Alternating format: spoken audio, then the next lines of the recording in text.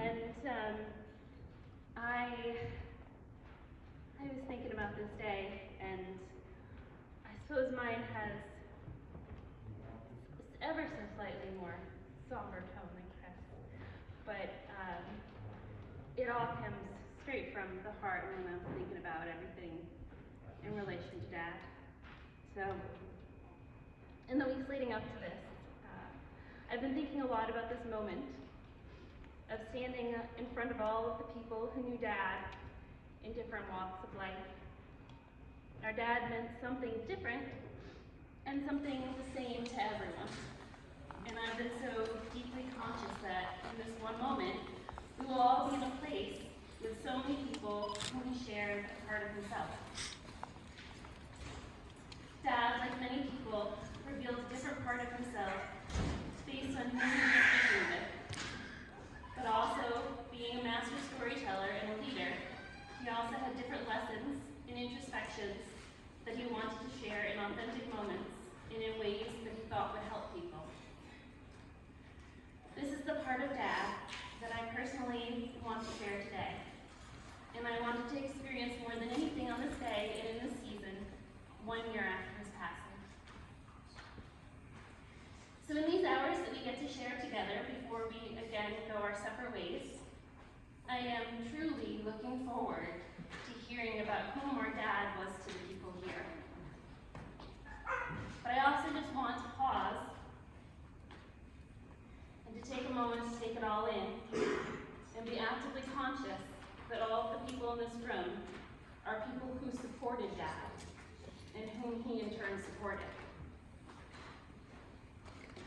The concept of support is one of the most valuable lessons and acknowledgments my father vocalized to me as a young adult.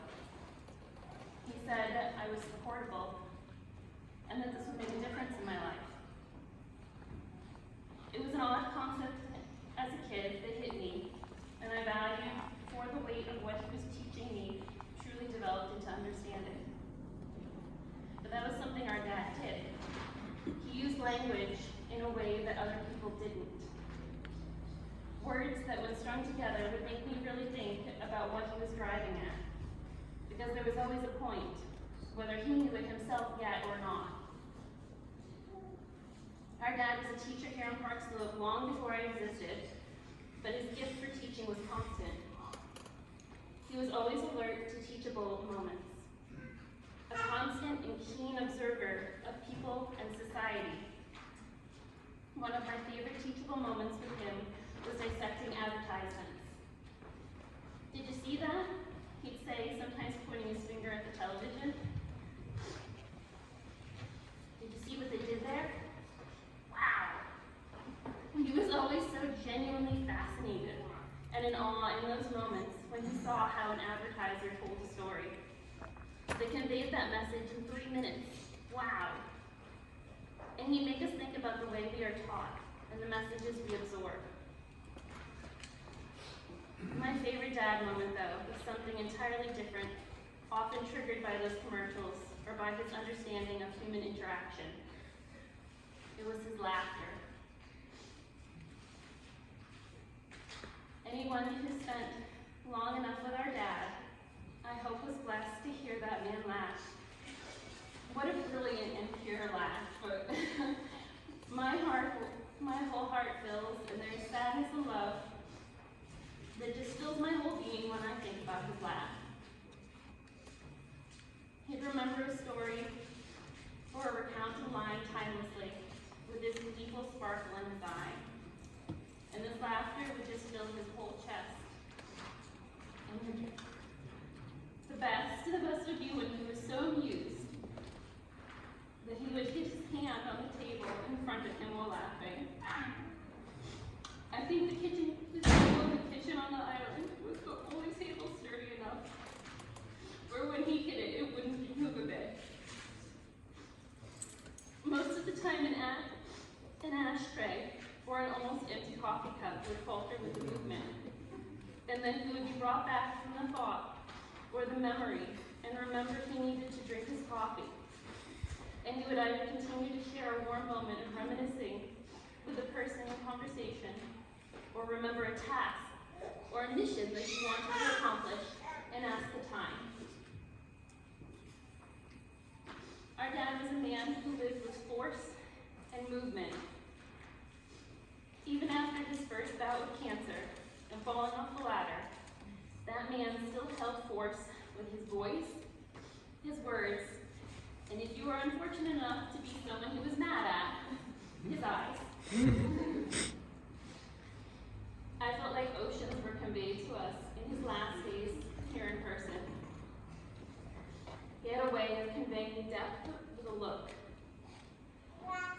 In one of our harder moments of that ICU time, right before they decided to see how he would do without the ventilator, as we were all standing around him holding hands, he raised his eyebrows at us in a way only Dad could to lighten the mood, making us all laugh. In such a dark place, he was still trying to make it all better and give us something to think about or not think about. As this man was in a pivotal moment, he was still taking care of his children. Dad cared so much about his children, about children in general. I remember the tension as a child, as this man, so sick from cancer, recovering as best as he could from a terrible accident, saying, "How am I going to take care of these children? I gotta take care of these children."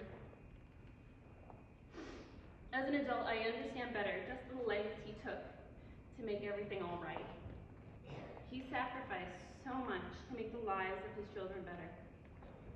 We didn't always understand it and would often encourage him to do things for himself. And he would claim he didn't need anything.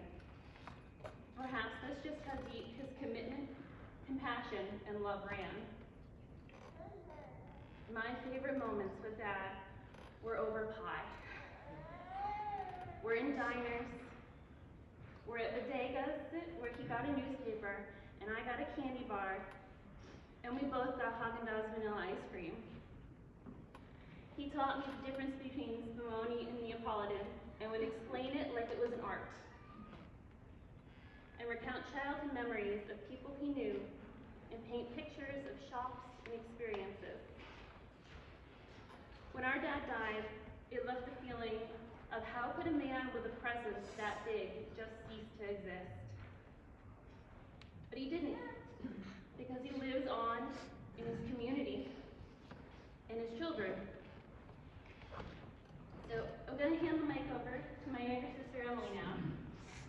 But I want to welcome you to share what he, our dad, John Duda, was to you as you feel comfortable throughout the day, so that we can keep sharing everything that he was. Thank you.